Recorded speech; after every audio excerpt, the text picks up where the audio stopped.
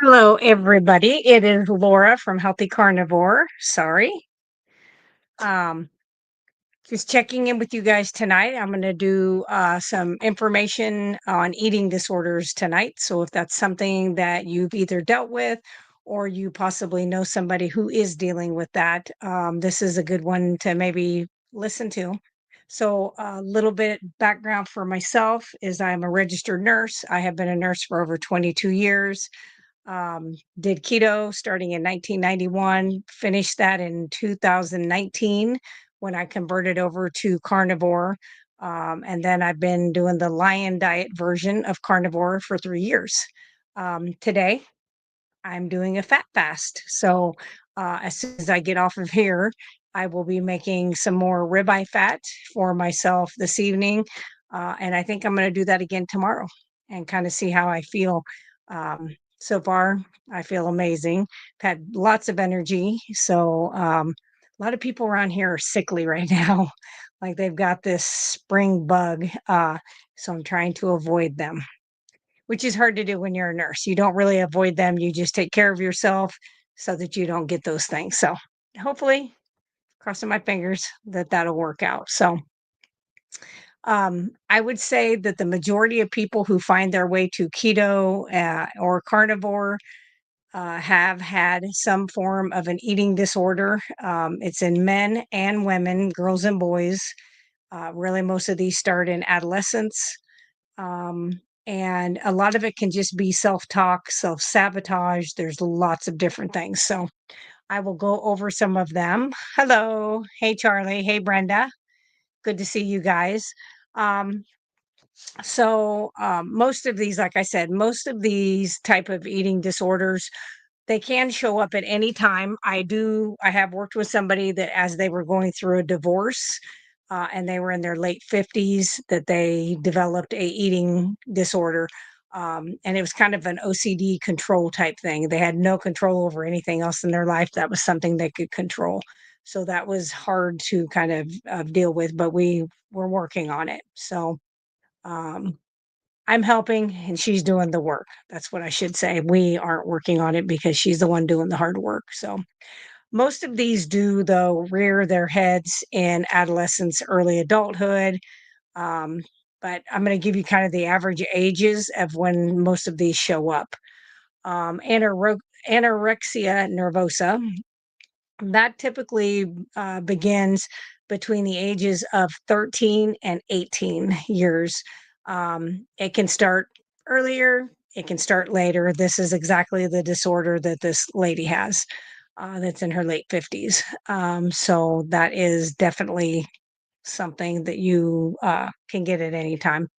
Another one is bulimia nervosa, which often starts between 16 and 20, but as with the others, it can develop earlier, but this one doesn't tend to show up later. It's something that pretty much if you're gonna get it, if you're gonna develop this, it's usually before you're 20 or right at that. It doesn't really show up later in life unless you've had it the whole time. Another one is binge eating disorder. And I would say self-diagnosing myself, which I am not a doctor, I am a nurse. This is not medical advice. This is just telling you what I know. Binge eating disorder, I would absolutely say that I had that. So it usually develops in late teens, early 20s, though it is common to start in adulthood depending on stressors. So that was definitely one. There's another one, food addiction. This can emerge at any time, but it often starts in childhood or adolescence, especially with early exposure to ultra processed foods. And I think we all know that we've all been uh, exposed to ultra processed foods because our parents were trying to do the best they could. Um, and we all believed the experts, right? We thought what they were saying was gospel. So the next one, and I do know somebody who had this. And also their child, who is a male, has this eating disorder, and it is night eating syndrome. So it often appears in late adolescence. He's 14. So yeah, to adulthood with a higher prevalence in individuals that have obesity. And there's some reasons I think part of the night time is because they don't want a lot of people to see them eating. So it's kind of like sneaking and hiding and doing it. But I do also think that people who have more obesity, the blood sugar drops, you know, um, they could be diabetic or borderline diabetic, which is just diabetes. It's just not bad enough yet. Um, but when your blood sugar drops, it's going to wake you up and it's going to be like, hey, go check out the fridge or the pantry and let's get this blood sugar back up where we want it to be, where we're used to it. So I think that's a lot of what happens. So while eating disorders are most common in younger individuals, they can persist or develop later in life, particularly during times of stress or major life transitions. A ketogenic or carnivore lifestyle may help with several eating disorders. I would say with several disorders. I have worked, and I think a lot of you guys have watched Dave Mack, and you see a lot of the people that he's interviewed where they had drug and or alcohol, smoking. They had all of these other types of issues that they had. Um, that once they went keto, ketogenic, or carnivore, all of a sudden they had the willpower, if you want to call it willpower, to actually stop those things. So I'd say that that is something that goes hand in hand. So um, several of these eating disorders are linked to blood sugar dysregulation, which is metabolic syndrome. That is our insulin. We just can't keep hitting those cells with insulin constantly because then, they get resistant and they won't open up. They don't let the blood sugar, they don't let the glucose get in. So then the glucose is just riding in the bloodstream. Um, and it's really wild. If you look at blood vessels that are dissected, cut, in dissections, you can tell when you're looking at somebody who had really, really uncontrolled diabetes. And this is the craziest thing I remember seeing that we got to do um, in micro was doing these horizontal dissections. And when you would cut into arteries and veins, it was like there was crystallized, clear stuff around the inside, the lumen of the artery or the vein. And I was like, what in the heck is that? I mean, it looked like glass, like through there. All that was sugar because that sugar had just rode in that artery or vein, and just against the walls. And you can only do that so long. And then you build up um, that wall of sugar. And then that takes the elasticity and you don't have that stretch in those things that you need as well. And it decreases the blood, that you're getting, the nutrients that you're getting. So those blood vessels start to die off. That's why diabetics see that in their distal areas. So the areas farthest away from the heart. So like fingertips, toes, feet, working their way up because those blood vessels are smaller as they go away from the heart. So when they start to die off, that's exactly, they start in those smaller areas and come back. That's why you see like, diabetic retinopathy, you see, the kidney disease related to the higher blood sugars, those little blood vessels are damaged. And then also the inside of the kidneys are damaged by constant high sugars. So definitely something we want to watch out for. Um, some conditions that definitely can benefit is going to be binge eating disorder because you're stabilizing the blood sugar and you're reducing the cravings. Keto, carnivore, they help regulate hunger hormones and prevent binge episodes. As with anything, though, it's a trial and error. You've got to find what works with you, whether keto is enough, or do you need to even go more streamlined and really cut out any kind of carb that turns into a sugar? I mean, we all can turn protein into sugar with gluconeogenesis, but you have to really kind of used up a lot of other stuff. Another bulimia nervosa being very high fat and nutrient dense meats seems to be something that helps restore the brain chemistry, and it reduces the urge to purge by promoting satiety and stable energy. So that is where they just like they overeat and then they go and they get rid of it. Um, so I would say sometimes that's an eating disorder and sometimes that's some other issues that are going on. So yeah, yeah, yeah. So let me see who's here. Kat. I'm still addicted to food, have always had a large appetite. Yeah, Kat, I was somebody I can literally um I can sit down like at one of those restaurants, those Brazilian steakhouse, and I can eat nonstop meats brought to me, fatty meats brought to me for 2 hours. So I don't have that stop mechanism per se. Um, but I just the slower I eat, the higher fat that I eat, the less that I have trouble with that. So that's one thing that's helped me. Hey, Marla. Hey, Tara. Um, so, um, so yeah, that would be something. And then like the food addiction part where you're eliminating those processed foods, the sugars, the hyper palatable trigger foods that can really reduce compulsive eating disorders and behaviors. So, like I was a Dorito fiend. Like I don't remember the year they came out, but it was right around the same time that MTV came out, Doritos did. And I could sit there and mindlessly, just the crunch and the, hand to mouth, I could sit there and eat a whole bag. And back then, the bags were nothing like the size they are now, but still, I ate a whole bag, which was really meant to be like for, like, say, a whole house full of people to eat on. But I never paid attention to the backside where it said like 10 chips for a serving. 10 chips.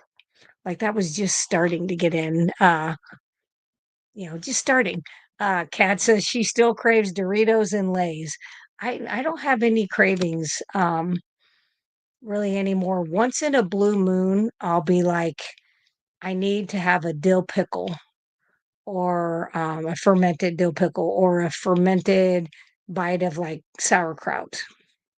But that's usually because I think my gut is saying, hey, we need some of this extra good bacteria. So I'll do that. But I really, of course, I've been doing this a long, long time, but I just find if I keep that fat high enough that I don't run into that as much. That has really helped me anyway.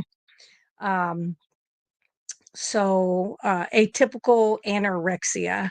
So, while anorexia nervosa typically requires careful refeeding because they have decreased, what they were taking in for so long, some individuals with restrictive eating patterns may benefit from the nutrient density and appetite regulating effects of a ketogenic approach. Um, and I cannot remember the young lady's name, but I know Carrie Mann's daughter, um, Emma, had, and I think maybe Carrie interviewed this young girl. I think she was like 16. She was close to the same age as Emma at the time. And she was recovering from anorexia nervosa and had switched to carnivore. I wish I had wrote down her name because I would like to interview her to see how she's doing because that's been at least a year or right at a year ago that I saw that. So that would be a nice thing to kind of see how she's doing. So as for our eating style that we do, night eating syndrome. So by doing carnivore, keto, ketovore, you're going to balance your blood sugar. You're going to optimize your satiety hormones, and it can reduce nighttime cravings and eating urges.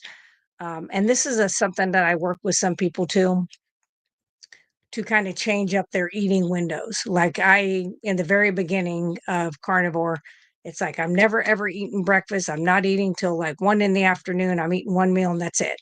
And I did that for a long time and that did okay for a while. And then it got to where I was like, I was starving by like 9 o'clock, right before going to bed. And I'm like, I am not eating right before I go to bed. So what I started doing was each week Each day is completely different. No day for me is exactly the same, even though I'm OCD, and it would make my life much easier if I could just do it the same way every single day because that is what I like. But I have found that like one day I may eat so like if I do I find it's more on my heavy lifting days. So I do my sprinting Monday, Wednesday, Friday, and then Tuesday, Thursday, Saturday. I do heavier lifting, arm workouts and stuff like that, and legs. Um, so when I do those days, I find that I'm hungrier quicker. Of course, I've used up all the glycogen in the muscles. Um, and I will actually eat something then, and then I won't eat again until 1 or 2, and then that's usually enough. But if I do high enough fat, I find that I don't sit around and think about food right before bed. The other thing is I stay busy. I never have been somebody who wants to sit on the couch and like I'm never going to watch a series of anything, and that's just me. I've never been that way. I don't like to sit still for whole movies. Like we went and watched the Titanic when it first came out, and I literally about lost my mind. I'm like, I'm not sitting here. Like I had to go back the next time they played it to watch the other half because I'm like, I am not sitting here this many hours. So I stay busy. Yeah, I crochet blankets for my patients for their graduations, and I make my products and I package them up. I do things like that. I plan out what I'm going to cook, for the next few days, stuff like that. So I tried to stay busy helping my husband plant his garden for his green vegetables that he absolutely loves, which is okay. I just do not. But I think I'm okay touching them if I have to mess with them in the garden.